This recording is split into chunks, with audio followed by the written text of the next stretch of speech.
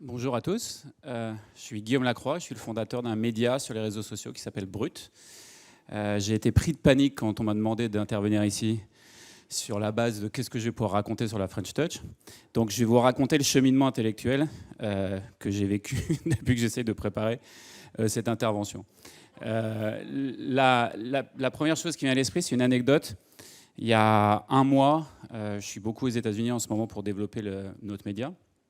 J'ai eu la chance de rencontrer l'un des fondateurs de MTV, John Sykes, avec qui j'ai eu une longue discussion sur combien de temps une marque reste pertinente. Et je lui ai dit, MTV est resté pertinent combien de temps selon toi? Il me dit, bah, écoute, moi je pense qu'on est resté pertinent 10 ans. Je dis, c'est pas mal, et pourquoi vous avez arrêté d'être pertinent? Bah, parce qu'on avait trop de succès, on avait trop d'argent, et on avait 25 ans quand on a créé MTV, 10 ans après on avait 35 ans et on avait oublié les jeunes. Et donc du coup, un exemple, MTV n'a pas été le premier dans la galaxie à avoir un site web. C'est VH1 qui a eu un site web en premier. VH1, c'est plutôt de la musique adulte. Ça aurait dû être MTV. C'était pas normal pour eux. Je dis, ok, super. Selon toi, maintenant, aujourd'hui, avec l'environnement dans lequel on est, une marque est pertinente combien de temps? Il me dit 5 ans. Alors là, ça me pose un problème parce que Brut a 5 ans. Donc je me dis, bon, comment on va faire? Et je lui dis, comment tu luttes contre ça? Et il me dit, tu luttes contre ça en faisant très attention à embaucher des jeunes et à te faire challenger. On a fondé Brut avec plein de gens qui avaient 24 ans à l'époque. Moi, j'ai un peu plus.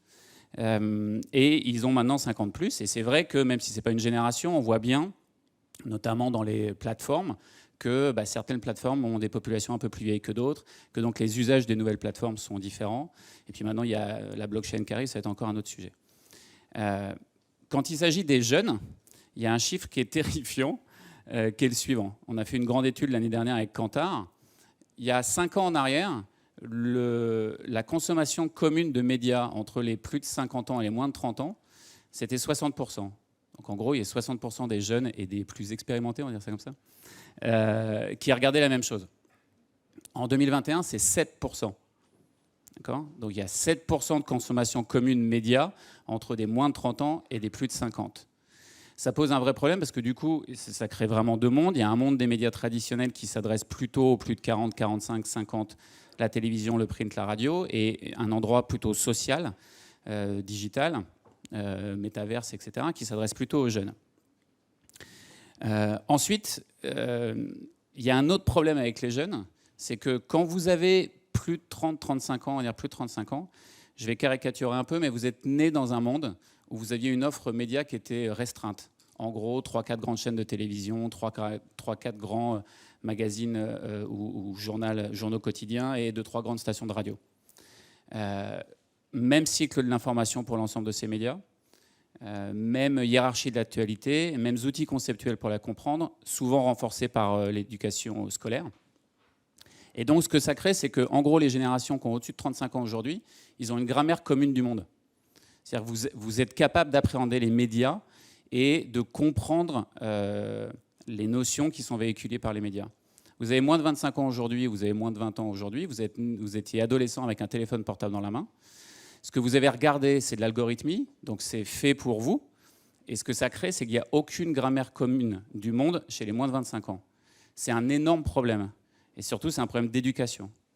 Alors, vous vous dites, OK, très bien, c'est quoi le rapport avec la French Touch? Et je vous entends. Le rapport avec la French Touch, c'est que nous, on a eu un coup de peau monumental. C'est que, je ne sais plus qui parlait tout à l'heure, je crois que c'est Iris, qui parlait de la capacité à grandir globalement, à sortir de son territoire, etc. Nous, on n'a pas fait exprès. Il se trouve que le contenu qu'on a créé a marché partout dans le monde. Donc, ça nous a beaucoup interrogés. Et en fait, ça fait vraiment partie de la French Touch. C'est-à-dire que les valeurs qu'on porte, nous, qui sont plutôt des valeurs humanistes à la française, sont aujourd'hui communément partagées à travers le monde par des jeunes générations. On va dire et plus ils sont jeunes, plus c'est vrai. Plus ils sont jeunes, plus ils sont activistes d'ailleurs de ces valeurs-là.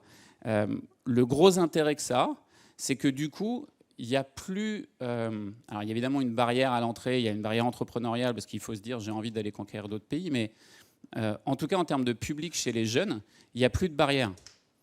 Vous savez, on le dit souvent, mais moi je le crois vraiment, puis j'en fais l'expérience tous les jours, il y a plus de différence entre une jeune Française de 20 ans et un Français de 50 ans qu'entre une jeune Française de 20 ans et une jeune Indienne de 20 ans. Bah, c'est vrai. Nous, on est le premier média sur les réseaux sociaux en Inde, en langue anglaise et en langue hindi, c'est-à-dire la moitié de la population. Bah, on a des histoires indiennes qui cartonnent en France, aux États-Unis, en Amérique du Sud, etc. Puis c'est vrai dans tous les sens. Pourquoi ? Parce que c'est porté par un set de valeurs qui est très clair et qui est qui est pas très loin d'être le set de valeurs de la French Touch. C'est la responsabilité du pouvoir, c'est le droit des femmes, la lutte contre les discriminations, c'est tout ce qui est tourné vers la solution, surtout pour des générations qui pensent que leurs parents, il y en a beaucoup ici, dont moi, ont fait n'importe quoi avec la planète, et l'environnement. C'est pas, et ce qu'il faut comprendre chez ces générations-là, c'est que c'est pas un set de valeurs politiques, c'est un set de valeurs morales. C'est-à-dire que vous êtes jugé en fonction de votre contribution à ces valeurs. Est-ce que vous contribuez positivement à ces valeurs ? Oui, super, vous êtes une bonne personne. Est-ce que vous contribuez négativement ? Non, vous êtes une mauvaise personne. Et ça, quand on pousse la logique de ça, il y a des chiffres très inquiétants aux États-Unis, par exemple, où il y a un tiers des millennials, et c'est un chiffre encore plus vrai sur les Gen Z, qui disent « Moi, j'ai aucun problème à vivre dans un régime autoritaire, à partir du moment où le régime autoritaire respecte les valeurs qui sont les miennes. » Donc, quand je parlais d'éducation tout à l'heure, il y a un vrai sujet d'éducation. Là où moi, je suis très enthousiaste, et je suis porté par l'aventure qui est la nôtre, c'est que, en fait, les valeurs qu'on partage tous, je pense, communément ici, et encore une fois, je ne parle pas de politique, je parle de valeurs morales et d'engagement, sont aujourd'hui les valeurs de la jeunesse mondiale. C'est génialissime pour nous. Parce que le truc, c'est qu'on ne l'a pas décrété. On l'a appris à travers l'éducation qu'on a eue à l'école, à travers la culture qu'on a ici et la chance qu'on a d'avoir une telle diversité dans le cinéma, la musique, le théâtre, la littérature, etc. On a grandi avec cette French Touch. Moi, je suis incapable de dire ce que c'est. Je suis capable de dire qu'elle est assise sur des valeurs. Mais par contre, je sais qu'elle existe et qu'on en est tous individuellement des représentants très puissants. Donc, la seule chose que je peux vous dire, et comme ça j'arriverai au bout de ma panique, c'est allons-y. Allons-y, parce que franchement, on a tout pour.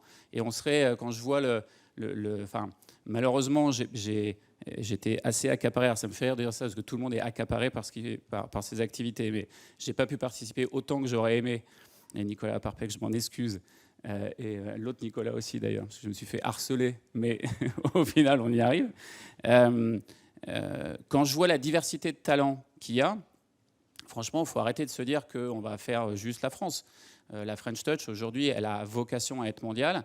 Et non seulement elle a vocation à être mondiale, mais elle répond à une demande très forte des jeunes générations de sens. Et c'est pour moi ce qu'amène la French Touch, c'est ce sens-là, à travers l'ensemble des activités culturelles qu'on porte tous. Et je pense qu'il faut qu'on soit à la fois très fiers de soi et en même temps très bullish, comme disent les Américains, en se disant qu'il faut y aller et allons-y à fond. Voilà. Merci.